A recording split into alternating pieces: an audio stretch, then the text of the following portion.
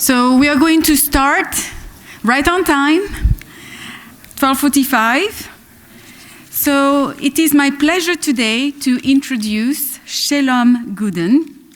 Shelome is faculty at the University of Pittsburgh, where she was chair in the Linguistics department from 2012 to 2018. And as of January 1st, so it just started, she became the Assistant Vice Chancellor for Research for Humanities, Arts, Social Sciences, and related fields. As you're going to see, Shelome knows how to wear several hats, and all of them very gracefully.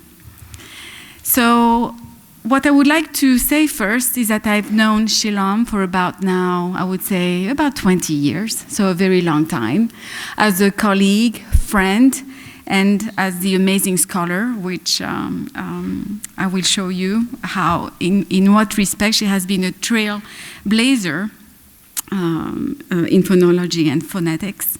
The unifying theme for her research is prosody and language contact, and she has contributed to a better understanding of how phonological properties, both segmental and prosodic, are affected by language contact.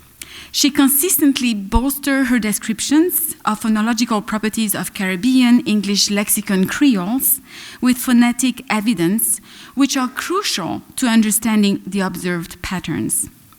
By providing evidence for cross-linguistic commonalities and linguistic complexity in these domains, her work has contributed in significant ways to the discussions on Creole exceptionalism. Her research on reduplication has been important for drawing more attention to the importance of phonology and phonetics to understanding of the development of the lexicon in Creole languages. And beyond that, I should say that the field of Creolistics and language contact, but Creolistic specifically, is overwhelmingly dominated by morphosyntacticians. And Shelome is one of the few phonetician phonologists in that particular area. So her contributions go way beyond what she has already contributed to understanding of replication in that domain. She has conducted the first empirical work investigating phonetic variation in the acoustic qualities of putative implosive stops in Jamaican Creole, her native language. Gooden 2003 was one of the earliest interdisciplinary studies connecting intonation and prosody, sociolinguistics, and language contact. I told you she wore several hats, and very gracefully. The work combined traditional sociolinguistic methods with laboratory phonology techniques for collecting spontaneous speech data in the field for intonational analysis at a time when laboratory methods for prosody research were still dominant. She was definitely a trailblazer in that respect as well. Her analysis of the word prosodic system of Jamaican Creole provided acoustic phonetic evidence that words were differentiated by lexical stress and not by lexical tone. It contributed to autosegmental metrical theory through analysis and survey of lesser studied language varieties. Her analysis and methods influenced the only other dissertation projects on Caribbean Creole prosody to date, which are Drayton 2013 on Trinidadian Creole, and Iskrova 2010 on Guadeloupean Creole.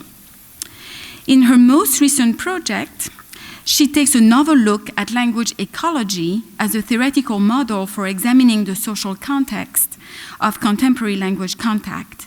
Blomqvist and Gooden 2015 discusses the impact of early contact and linguistic ecology on the development of the African-American language.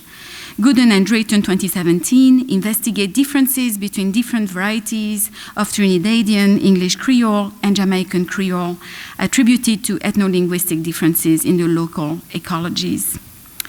Other areas of research have included lexical aspect and discourse effects on past tense marking in Belizean Creole, showing you that Shelome is not only a phonetician phonologist, but also a morphosyntactician. So with no further ado, I would like to leave the platform to Shelome. So please join me in applauding her.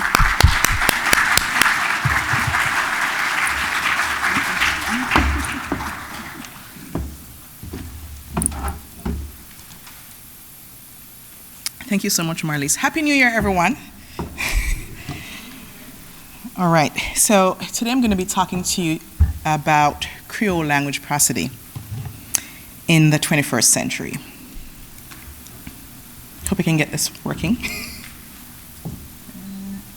Okay, so I will start off by giving a tiny tribute to my teacher, my mentor, Mervyn Elaine. Mervyn taught me at the University of the West Indies, and I also had the pleasure of sharing with him my first few ideas on Creole language prosody while he was at the University of Puerto Rico. And so this talk is both a tribute to Mervyn and a response to his call for more research on Afro-American varieties. So Elaine's pioneering contemporary Afro-American turned the attention of linguistics towards the importance of African languages in the creation of Afro-American language varieties. And among the things he mentions are, one, the importance of ecological context, the culture, in descriptions of the structure of the languages. And two, in gathering sufficient body of evidence, taking time to substantiate them so that hegemonic hypotheses might be set right. In his 2014 interview with Don Wallachek at the University of Puerto Rico, he said that, among the things he said, one, the Anglo-Caribbean provides a very important area for research, for study on a purely academic basis. And two, it provides a vast reservoir of research material for linguistic science, for programming, and in my words, beyond the disciplinary silos. Three, beyond geographical grouping, the Caribbean has its own academic merit. And by its very nature, the Caribbean invites multidisciplinary approaches. So that five, Creoles, like other content languages, he says, are typological conundrums. So I'll say first that the hybrid histories and current linguistic ecologies of Creoles present descriptive and analytical treasure troves for linguistics, and that we have much to learn about their phonological systems.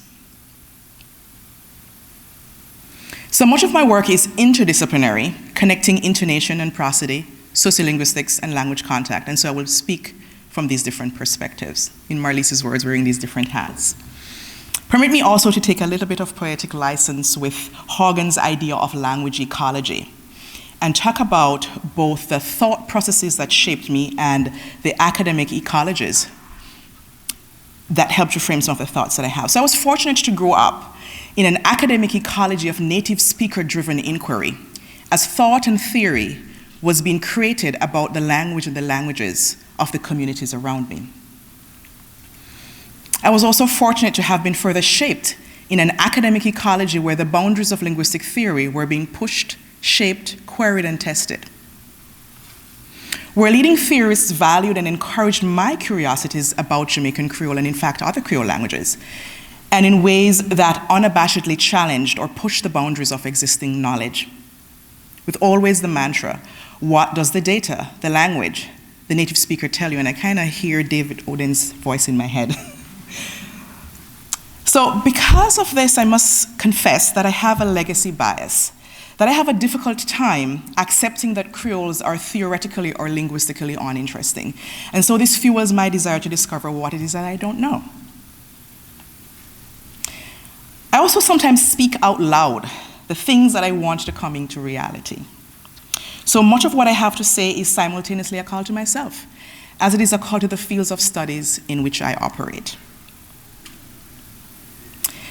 Also, going back to Musk in 1994, he says that, the field of Creole studies is like a Guyanese pepper pot, right? Peppery, full of flavor, and perhaps one has almost a duty to be a little bit controversial. So here we go.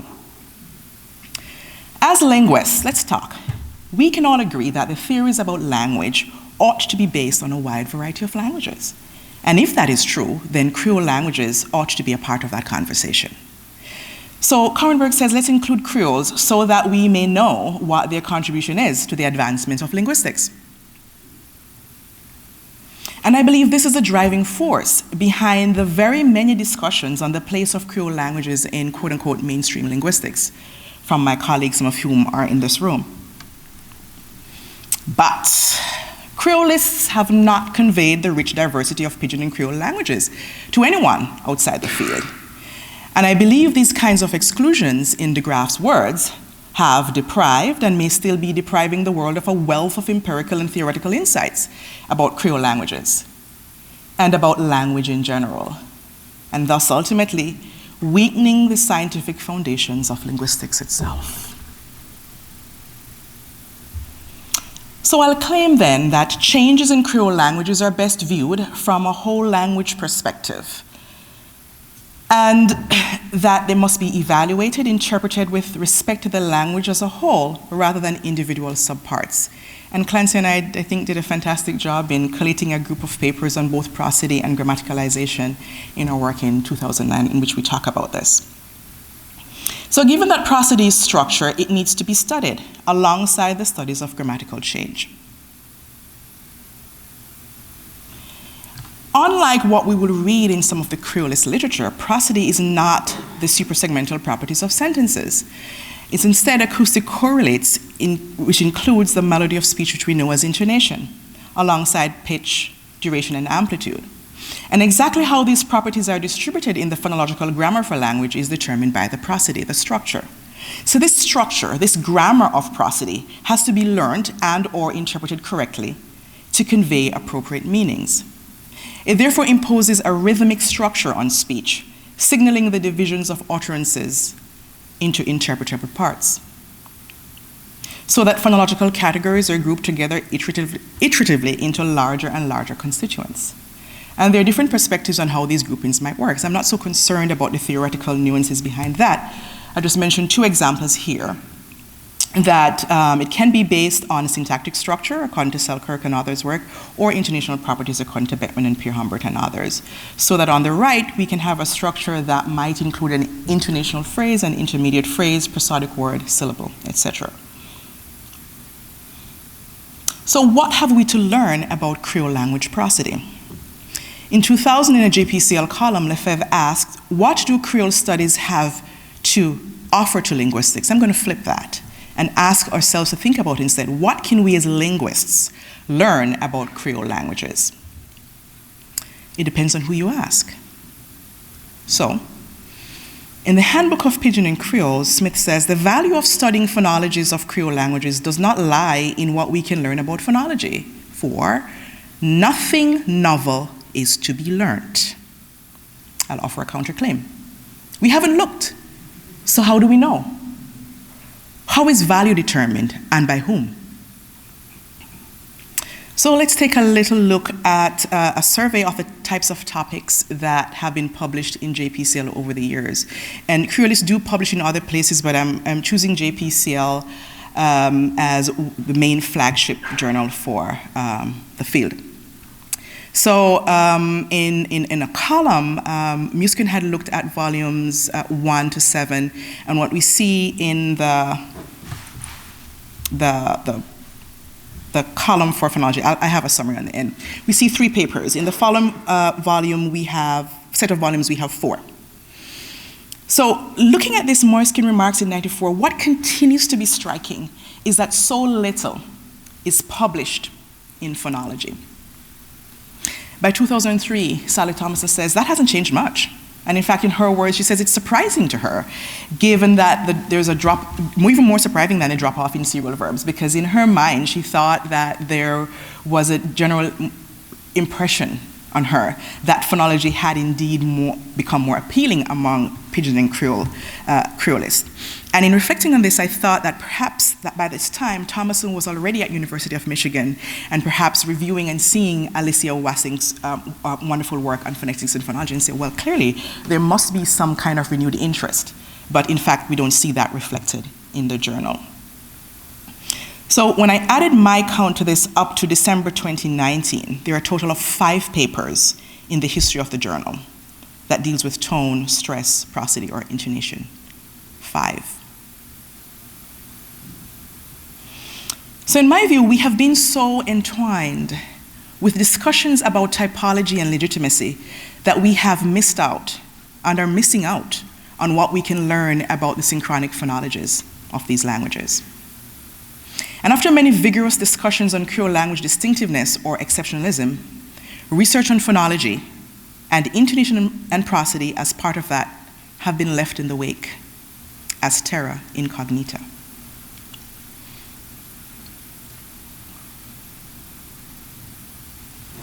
So in my view, the ways in which Creole phonological systems have been characterized in the theories about formation diminishes the contribution or the importance of phonology. I think we have to look beyond input and transfer explanations. So I'll proffer another claim.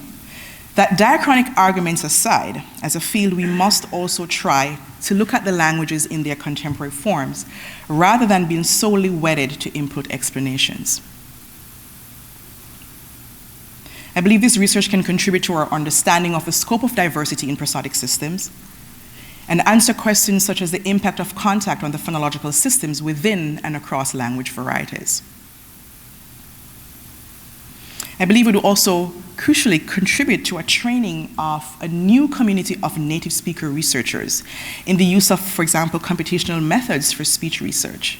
And in that, it has the potential to empower rather than disenfranchise. One of the things that we notice with this research is that there's a vast number of studies, of papers, people collecting data on this. But then the research technology that goes with that, the research technology that is enriching sociophonetic research, is not then being passed on to a new community of scholars. And I think with this area of research, that's one way in which we can further contribute. So let's talk a bit. Many descriptions of intonation are based on several well-studied languages and their related varieties. But fortunately, there are two Creole languages featured in Jun's volume on prosodic typology, Jamaican being one and Papiamento being the other. So by broadening our empirical coverage, it enables us to test and refine our understanding of how prosody and intonation works across a wider range of languages. And without this, we are in effect upholding standard language ideologies. And to reflect a bit on DeAndre's talk yesterday and his talk with Lal Ziman and Enwave, we are through the very methods and theoretical assumptions that we uphold are simply reflecting and upholding these ideals. So we have to try to shift that paradigm, get out of that particular mold. Some non-Creolist classifications discuss Caribbean varieties in ways that also gloss over variability in what in my view, is a kind of erasure. So one paper discusses the prosody of Caribbean English rather than Caribbean Englishes. Another one discusses the prosody of West Indian English. And neither of these comment on the influences from the related Creole languages, or they say the inter-influences from related Creole languages. With respect to our sociolinguists and variationists in the room, language exists in social, ecological contexts, as Hagen says, and it is steeped in variability. But sociolinguistic variation had not been a major concern for prosodic typologists. And the aims are somewhat of opposing forces, so that lab-oriented data focuses on quote-unquote constraining language production so that there can be replicability and comparability across categories. And the researcher who's concerned with the influence of social context rather embraces sociolinguistic variability. But we know that abstraction of speech from its social context limits the power of phonetic science. More recent works, however, have begun to address and highlight the importance of sociolinguistic variation in intonation and prosody. And I'll cite here just two examples, Nancy's work on Glasgow English and Klopper and Simliak's work on varieties of American English. But look out for a special issue of Language and Speech on sociolectal and dialectal variability in speech, where my colleagues and I are collating a series of papers that will tell us more about that interplay. So the Caribbean is anything but monolithic, right? So I'm going to take just two examples. St. Lucia was 7 times, they have a very proud heritage of saying, we were 7 times British and 7 times French. And this has left its impact on the island such that it has English as an official language, but on the ground people speak a French Creole. In Dominica, again, the official language is English. On the ground, people speak a French Creole. there's also a recently developed English Creole in contact with Dominican French Creole. And in St. Vincent, where my husband is from, and Trinidad and Tobago, there is an English-based Creole. The official language of the country is English. But there used to be a French-based Creole, which no doubt has left its impact on the English Creole as well. So again, anything but monolithic. And those are just a few examples. So Rickford suggests that the marked linguistic variability which the region displays makes it an ideal laboratory for studies of sociolinguistics, and I will add sociophonetic variability. So in a multilingual, multi-ethnic Caribbean, language is also an important resource for the expression of ethnic and cultural identity. And these languages, in very many cases, coexist alongside fiercely oppressive, hegemonic, post-colonial language ideologies, which also have left their impact. And of course, previous focus of sociolinguistic research on majority and monolingual communities have effectively ousted language contact perspectives. And so the research on Caribbean Creoles and other Creole languages along with that bathwater. Comparatively, however, sociolinguistic variation work on Creoles is also just above a trickle. Researching these multilingual communities like in the Caribbean is complex and has been described as involving more social parameters, more daunting individual variation, more sampling, and other methodological problems. But yet, scholars who do research in these communities must embrace these challenges, and they do. So, here's another claim. The study of variation ought to be a necessary part of any study of language. I'm not going to give you the answers. Implementation will be difficult, but I'm just suggesting. I'll also suggest that sociolinguistic variation cannot and should not be filtered out. It isn't noise in the data. And variation instead circumscribes and envelopes the communities in which the objects of study, the people, the language, the culture, exists. So then there are likely socioprosodic differences reflecting a myriad of sociolinguistics, cultural, stylistic, and ideological differences across individuals and communities. So focusing on socioprosodic differences can only be fruitfully done once we have worked out what aspects of variation might be associated with these socially meaningfully socioprosodic differences, akin to what Meyerhoff and Stanford talk about with socially meaningful variation. So this means doing intonational fieldwork and prosody research on Creole languages. It's challenging methodologically, analytically, and theoretically. A major difficulty lies then in establishing whether variability is on the phonetic level or on the phonological level. So approaches on the methodological side need to be adapted for fieldwork because we're going to be doing work in the field.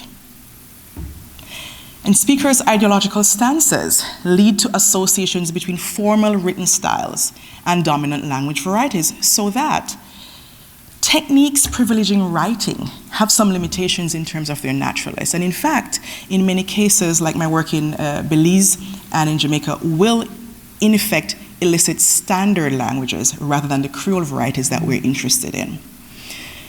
So fieldwork is needed that is more sensitive to this kind of variation. And in my own work, I show that the methods must be culturally appropriate, interactive, and be ideally done in the language, because it's in these interactive contexts that we see the Creole languages come alive. A second challenge is that conversational data that I'm advocating for typically has a richer inventory of pitch accents, boundary tones, and more variation in phrasing than reading intonation, making it more challenging to analyze in the early stages of research. And since prosody by nature varies with context and is susceptible to sociolinguistic variation, conversational data has to deal with far more variation. So analyses of Creole varieties should include phonological categorization of intonation, appropriate to the kind of prosodic systems that we're dealing with, right? We need to have comparisons across varieties that can eventually be attributed to observed differences in, for example, differences in the inventory of intonational categories or differences in the phonetic realization of phonological features within each category. However, what kind of prosodic systems are there? What variety should we compare? What kinds of sociolinguistic variability are influencing the observations that we might make, or might influence the observations that we'll make? I'll claim that due to their hybrid histories and the contemporary linguistic ecologies, Creoles do not easily fit into traditional molds of prosodic typology.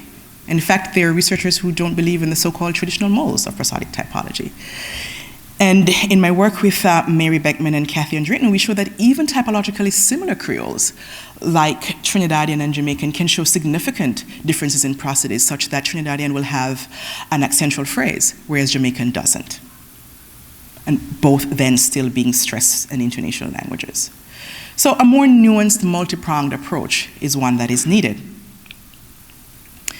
Prosodic systems of Caribbean Creoles then have been treated under this kind of hybrid hypothesis, typically argued to combine West African lexical tones with European lexical stress due to substrate or superstrate transfer.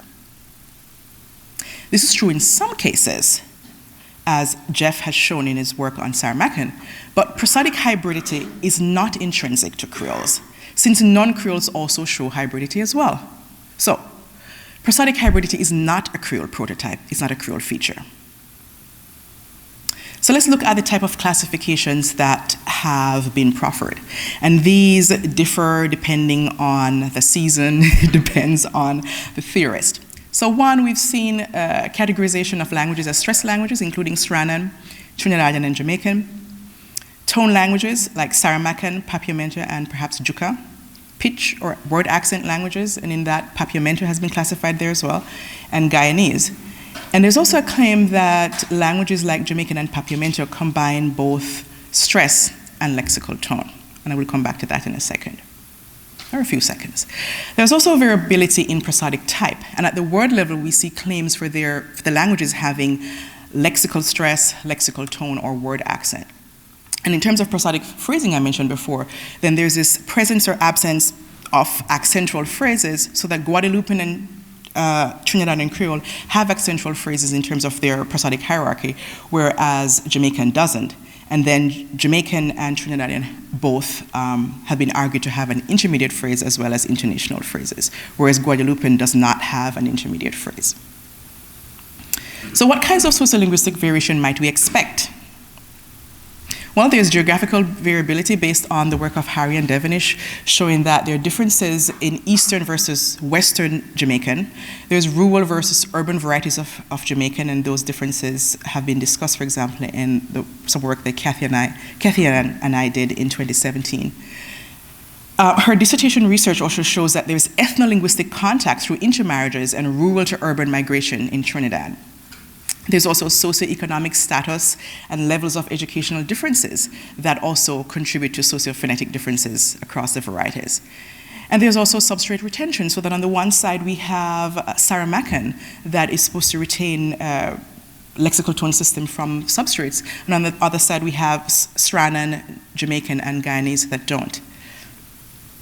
But we must also consider the possibility of influences on variability due to language contact, so that there are contact with other languages happening right now, so that San Andres in Providencia, Limonese Creole are in contact with Spanish. So we have English lexicon Creoles in contact with Spanish, and so there's tons of stuff that might be happening in that kind of context. There's also contact amongst the different Creoles, among the Surinamese Creoles. And as I had mentioned before, there's contact between Dominican French and Dominican English Creole. So I'll claim then that both the diachronic and synchronic ecologies of Creoles presents theoretical challenges with respect to what is variable and what might change under contact, and those need to be explored. Another challenge is that given the very few studies on intonation or prosody in Creoles, we need to start from scratch, and a from-scratch description is necessary but very time-consuming. See, I have some gray hairs here. So let's take a look at the Jamaican example. My work is couched in an autosegmental metrical framework, and adapting its account of fundamental frequency and its relationship to prosodic organization. And it's this idea that tone is an autosegment, a local specification of pitch features, independent of the segments with which it is aligned. And my fieldwork data is spontaneous speech elicited using a combination of an elaborated interview style and a picture task methodology, trying to then adapt laboratory phonology techniques to fieldwork.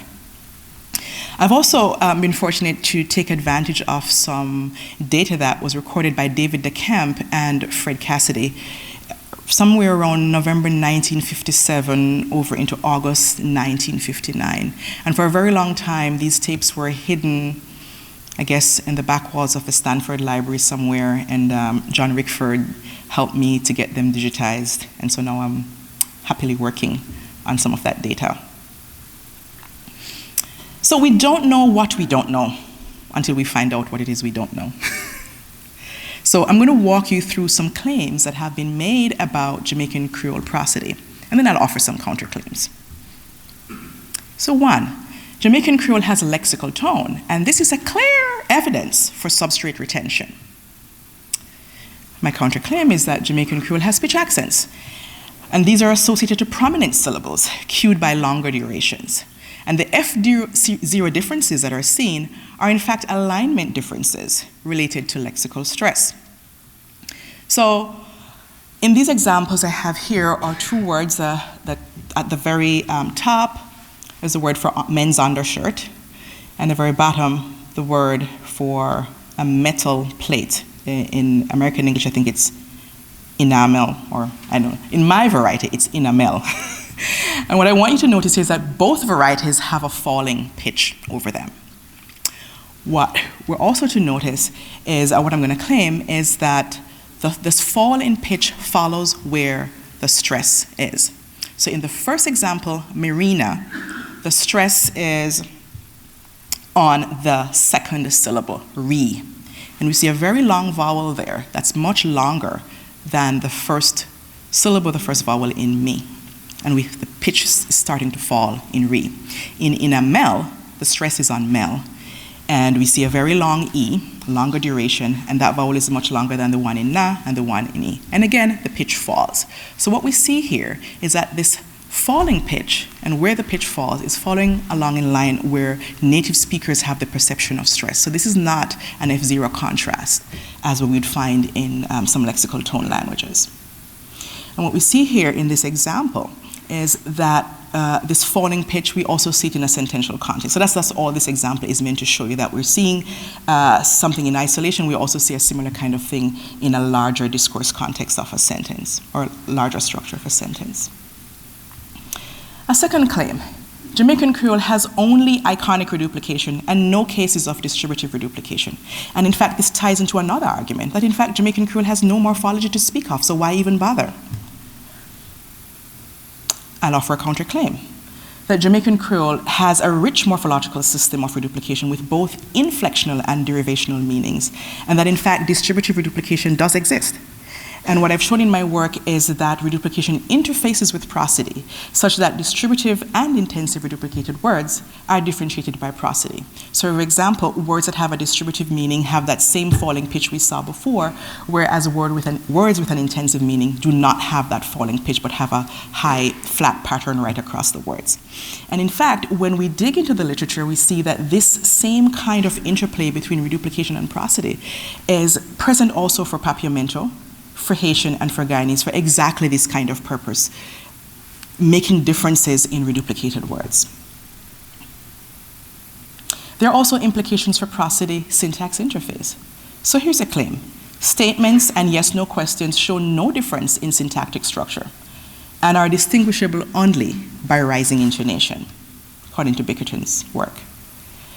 Rickford and Melnick showed in their work that there is in fact variability in yes, no, and WH question formation in Jamaican and other Creoles as well. So this is a counterclaim. And in fact, we must also think about discourse pragmatics, because the prosody also depends on the discourse pragmatics. So in Lai's work on Yami, she shows that in fact there are a variety of yes, no questions, all dependent on what the discourse pragmatics is. So here's an example from my data from a speaker from Topolston, where my mom grew up, and I grew up in that community as well. This speaker is creating a difference between the yes-no question, which is in red, and the statement which is in black. And I deliberately elicited this particular structure to keep the syntactic frame the same. So what the speaker is doing here to create a difference, a discourse pragmatic difference between the two types, is to expand the pitch range. And so my claim here is that we have to look beyond these kinds of things and also include the possibility that speakers have different ways of creating meanings with prosody and intonation. Here's another claim. Creoles only mark focus syntactically, and it cannot be marked by intonation. And double foci is just impossible. My counterclaim, based on my Winford's work, is that change in stress and intonation are among the available strategies for marking focus. And this was first pointed out in work by Bryn, Caskey, and Winford, as I mentioned. And in my own work, I've showed that JC has, in fact, 3 strategies for narrow focus. 1, you can do fronting of the constituent plus a focus particle. The second option is to do narrow focus without the focus particle and with the constituent in situ. And the third option is a narrow focus with an in situ constituent. And double focus does exist, right? It combines syntactic focus on the fronted constituent with prosodic focus on the in situ constituent. So in these examples, me want one alligator and yam. In the rightmost example, we see a falling pitch. That's the main thing I want you to get. And in the leftmost example, in the orange box, we see a rising falling pitch. The one on the right, it's broad focus. The speaker is simply saying, I want alligator and yams. Broad focus. And the other one, I want alligators and yam and not potatoes. And so there's a discourse pragmatic contrast between what I'm calling a low plus high star on the left and a high plus low star on the right. And in fact, in the work I've looked at and also in the DeCamp data, this marker of focus, low plus high star, is pretty prolific across the system. And so, yeah, we have prosodic focus. Here's an example of a speaker from the same Tapalston community, a young woman about 35 years old. And she says, it's a bingy man, I heard them call it. Bingy man is the noun phrase that's in focus, right? It's syntactically fronted. And how we know this, the focus particle is marked there. A bingy man. But the verb is also in focus. And she has this nice, wonderful, I started dancing when I saw this, a nice low plus high star on the verb, heard.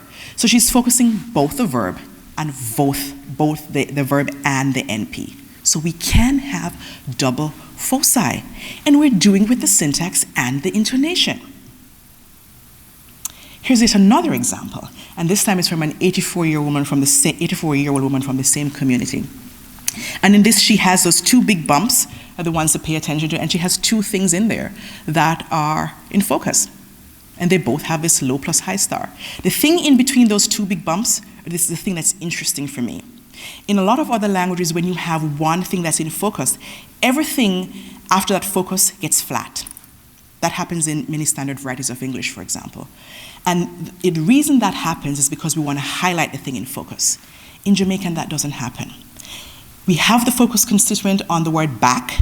The thing afterwards is compressed. The pitch range is compressed, but we still have accentuation going on there. And I'm pretty excited about that, for me to find that as among the set of languages that don't have post-focal de-accentuation.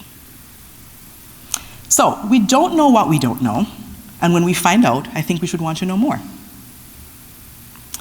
And so Creolists are in a constant search for reliable, empirical, or theoretical bases to support claims about specific Creole languages or about Creole languages as a group.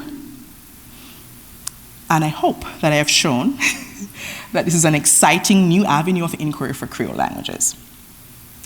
The value in my mind is not just for Creole studies, but rather to the science of the study of language itself.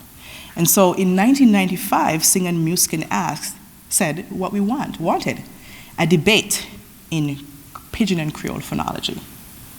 I will say still wanted, a debate on Creole prosody and intonation that will sustain a body of research into the 21st century. Thank you.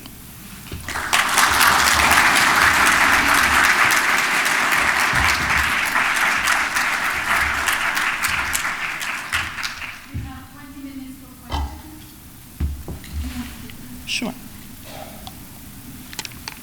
or comments?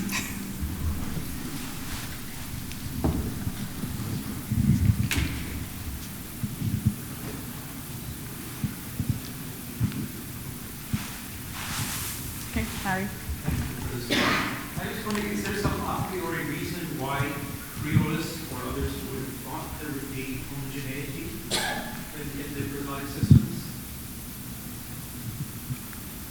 Is it part of thinking they're similar in other ways, or because certainly the little bit that I've read about it, they do seem to be quite different. Yes. Some are very, as you said, some have tone, some don't.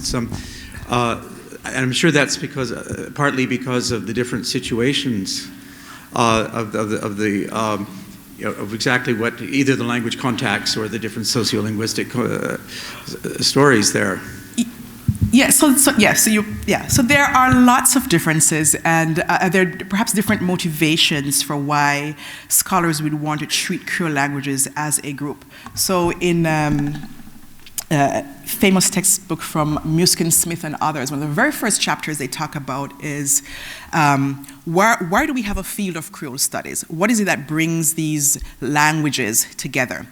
And one of those things, and early on, that even going back to Bickerton's work, looking from the tense mood aspect system, that there are these similarities across systems. So what I believe, because we have been so focused on looking at similarities that we do see in terms of tense mood aspect systems, people just assume, okay, they're similar in some aspects, so they're similar in all aspects. That's one side of it. The other side of it is that, again, as I said before, that there's this driving force that because we're using these terminologies and we're saying that these are a group, we kind of want to find something with which to bind the things together. But when we start peeling back those layers, they are very, very different. Going back to some of the studies that I mentioned there to talk about West Indian Englishes, as West Indians, if you want to call us that, when we hear each other, we listen, and those voices are very different. Those prosodies are very different. So as you said, there's no sense in which they should be glommed together. And I guess part of what I'm saying is that we need to stop and say these things are not so similar together. Yes, they have similar socio-historical circumstances like McWhorter and others have shown in their work, but I think the similarities stop there. And you, in fact, on your work on Palenkero, would have been able to discover some of that as well. I think I saw another hand over there. Author? You said Jamaican has lexil full tongue. No. Did I misunderstand? Yes, that was some other people. So I'll give you the backstory. That the first study on Jamaican Creole intonation was actually done in Michigan, at Michigan State University, by David Lawton, 1963. In 1963, when David Lawton was doing his work, that was happening here at the same time that the field of linguistics was just discovering what it meant to have stress, right? So the kind of work that was happening in phonetics and phonology and trying to figure out what do we mean when we say a language has stress and how is that different from a language that has tone, Lawton was right in the thick of that.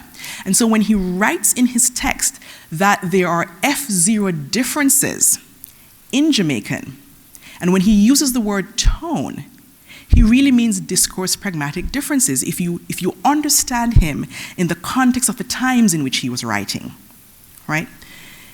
But the word tone gets picked up by Carter in 1986, by Carter in 1987, that gets further picked up by Sutcliffe 1986 and all his other works. And again, those layers are not lifted. And that gets repeated and replicated. And you know the mantra, what gets repeated and replicated enough times becomes truth.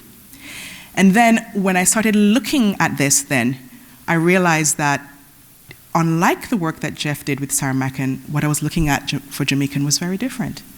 What I was seeing is that there are amplitude differences associated with these words, and that there are durational differences associated with these words, and that the fundamental frequency was shifting as a function of the discourse pragmatics. And that what you don't have is a lexical tone contrast in the ways that we see lexical tone functioning, for example, in the West African substrate languages. So it's not the case that Jamaican has a lexical tone.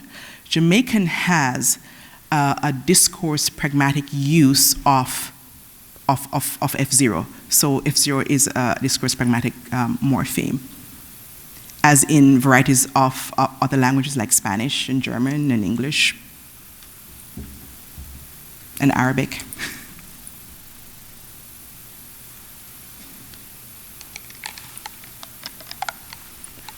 Hi, Shelome.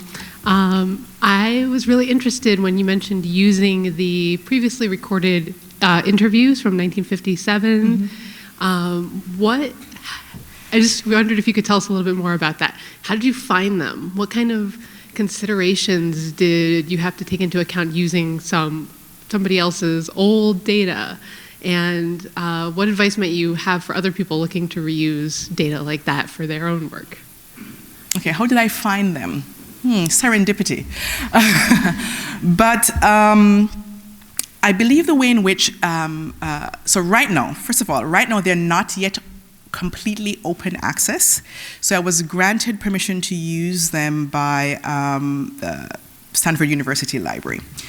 There might be copies floating around somewhere. But I believe the way in which LePage and the Camp and others gathered, they were meant for research, right? So these were meant for sociolinguistic anthropological research. So that's the first thing. And there are many other bodies of data available, for example, at the Jamaican Language Unit, that they're there and we're not able to use them yet for precisely those reasons. They were not collected with the idea that they were going to be used for research. And so we don't know yet. And so my answer is that we're in the beginning phases of working that out. But in terms of advice, I would say if you have those data, go ahead and digitize them. These were sitting in a library on the original reel-to-reel tapes. And so when I asked, it was 2 months literally before the library moved. And so they went post-haste to digitize them, and so now they're in digital format. So I would say digitize them for posterity while we try to figure out how it is we are able to work with legacy data for these Creole languages. And the quality is fantastic. It's absolutely fantastic. I'm surprised, pleasantly surprised. I think Claire had a comment or question. Well, thanks for a really interesting set of observations and discussion and so on. I'm interested in the extent to which these varieties can be seen as monolithic, so the variation between languages versus the variation within languages, and you alluded to this briefly earlier on, but could you expand on that and talk a bit more about the range of variation, not just between the varieties, but how much we see like individually as well? Wow, that's a big question. So I'll go closer to home and talk a little bit about variability within Jamaican. So some of the work that I've been looking at these DeCamp data are looking at, for example, how speakers end broad focus statements. So in the data I collected between 2001, 2002 interPalston, what I see there is that people tend to end their phrases in a low. If they have questions, for example, like the yes-no questions I showed, some speakers tend to have a high pitch on the end. But a lot of my speakers have this mid-level pitch. Their pitch is hanging in the mid-level range. So I wanted to find out to what extent are there differences between, say, what my Tapalson speakers are doing and what speakers on the western part of the island is doing. So the data that the Camp and others, the Camp and LePage have, are taken from one of the areas in which they did research is from Moortown. Moortown is one of the strongholds for Maroons. There is a Maroon town there, and it is held that that particular area has one of the more conservative varieties of Jamaican. So here I have this conservative, this ultra-conservative form of Jamaican, and my mid-range conservative, or at least another conservative variety. So I want to say conservative, what are the differences? And so when we first started looking at this in the work that Catherine and I did, we found no differences. In the 1950s data that was collected by the Camp, and when we looked at how broad focus statements were marked, how the few questions in there were marked, when we looked at the kinds of pitch accents over stress syllables, there were no differences. And so one of my hypotheses is that it's precisely because of the similarities in the context of rurality that's perhaps pushing that. But that's a hypothesis for now. I'm still coding more data, coding more data to find out if to test that. When we compare that to Trinidadian, we had data that was collected by Winford, I believe, for his dissertation work in way back when. And we digitized that, and we compared that to data that Kathian collected for her dissertation. And we were absolutely fascinated. One of the things that we found out is that speakers in the Winford data tended to have these high-low pitch patterns more, whereas or not high-low pitch patterns, I can't remember the exact category number. They had one category, and the ones in the contemporary data didn't. So we were like, so there's this change. So we're like, okay, great, there's this change in Trinidadian that's not in Jamaican. But it was related to this geographical difference, that where Winford collected his data was slightly different from where Kathian collected her data, but also crucially, the people in the Winford's data were claiming identities as being, I am Afro-Trinidadian here, or I am Indo-Trinidadian here, whereas the people in Kathian's Drayton were claiming these mixed identities. And suddenly we start seeing that these people who are claiming these mixed identities are starting to look, their prosodies are starting to look like those of the Indo-Trinidadians. She also realized that some of her speakers were now intermarrying Indo-Trinidadians and Afro-Trinidadians, and those were the very speakers whose pitch patterns started looking like. So what I'm saying is, for some of the things that I'm seeing already, is that we're seeing variability based on ethno-linguistic differences, we're seeing variability based on rural, urban, geographical differences, but it's just wide open. There's a lot there. And I'm giving you two examples because two examples is exactly what we've been able to look at. There really isn't anything that we know out there, but what we do know based on the segmental variation, that there's a ton of stuff. I'll give you one quick example, that in the same DeCamp data, I started looking at the presence of implosive stops. And this is because, again, this is one of those things, yes, implosive stops must be a substrate transfer. And when I looked at these older data, so even the most conservative varieties in this maroon community, I found something. I found evidence of what I'm calling implosive-like qualities, right? And it's very clear that these stops B, D, and G are very different from the standard English varieties, in that you can see that there's a hold phase there for these. And so, I can go on forever, but the point is that there's just so much in terms of the kind of varieties that we can see, that we can see within a particular language on all kinds of dimensions. So the field is wide open. And I'm still taking students if people want to sign up. Hi, Shalom. Thank you so much for this. I'm going to send you some students. I think you've really brilliantly laid out the necessity of doing this type of work, and obviously I agree with you. That's what I've been trying to do on African American English anyway. But you also, in your discussion of sort of what's been done in prosodic typology, have talked about the ways in which there's a lot of assumptions that things are like English or things are like French, but it's actually a little bit worse than that. Because the assumption tends to be that they are like standard English, because this work has been largely in the domain of intonational phonologists who haven't been interested in questions of variation or describing things that have been historically under-described. So we have sort of a two-part problem here. One, that we have students who aren't trained to simultaneously address questions of variation and to build on the work that's been done with intonational phonology, but we also don't have the tools and methodologies to describe these languages, and this is always sort of the limitation that I run up against. Using mainstream English Toby for African American English doesn't work. So, or doesn't work for much longer. So my question for you is basically, if we hear the call of the necessity of this type of work, how do we implement this methodologically in a way that makes sense, sort of intrinsically for the languages on their own terms, rather than applying things from sort of the hegemonic intonational phonology perspective? So somewhere in between some of the slides, I think I had a note that didn't show up. I don't have real answers. But that's a real issue. And I think one of the things that I did talk about is this opportunity, which you're touching on, the opportunity to be able to train students in this kind of methodology. And this might not be the perfect way or the only option, but one of the things that I have always been encouraged to do, and I continue to encourage myself and my students to do this, is that you are working in a particular paradigm, but that paradigm is exactly that. It's a tool for something. And so the way in which that I've worked with a Toby type framework for Jamaican is that I start with that, and I'm adapting it as I go along. And so that is with this idea that I'm using a tool. And again, my mantra is that I'm trying to see what is the data showing me. And so that the models that I have for Jamaican are not calqued on the American English Toby. It's using the similar kind of methodology, but adapting. And that's what you have to do. And in the meantime, you also have to make notes on how can we work together to shift the paradigm? How can we work together just to break out of that particular type of mold? And there are other kinds of,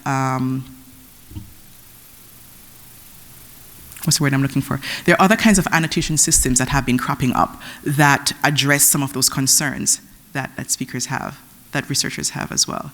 So the answer is, there's no real answer. It's very challenging, right? And it's precisely because the kind of work that you do and the kind of work that I do, we're trying to be sensitive to all these things at once. And I'll perhaps give you an answer that my grandmother would have given, that one cannot serve God and mammon, right? It's either you're going to forget the one and serve the other, serve the one and forget the other. So it's an uneasy middle ground, and the best we can do is to make an attempt to try to pay attention to those different things, I think, which you've been doing in your work. So I would say keep going. Mm-hmm. I wondered if you could say a little bit more about the example you gave as an instance of double focus, the Bingiman example. Mm-hmm. It's not particularly obvious, at least to me, how heard would be part of the informative part of this utterance as opposed to part of the presupposition. Okay. So you're questioning whether or not heard is actually in focus or not. So what I didn't have here is another example in which, so I'll give you the context in which this was elicited. So I have a picture, and I show the picture of the person, the Bingiman, to the informant, and I ask her, who is, what do you call this person? And one of her first renditions is saying that it is Bingiman that they call it. And so I asked her again to repeat, and she interprets my request for repetition as to say, well, you're not sure. And so she says, it is really Bingiman that I really heard them call it. So she's never been to that particular area, so she doesn't know of that kind of person, and she's trying to emphasize to me that this is the real name, and I really heard that particular thing. And in the previous example, where it's not in focus, you don't have that high pitch. What you simply have is just the noun phrase fronted, and you don't have that high pitch. And so what I would ideally like is to have more and more examples of exactly that kind of thing, so that I can really bolster this claim that you can have this double foci. But you can only do it with prosody and syntax. You can't have it with you can't front two constituents at the same time. That's impossible. So you can't say a Bingiman, a heard. You can't do that. But thanks for your question. Good one.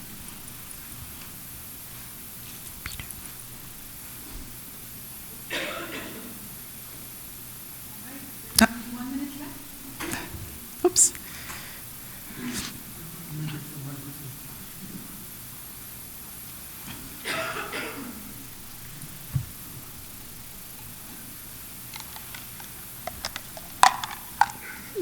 This is an aside, but I think it will amuse you.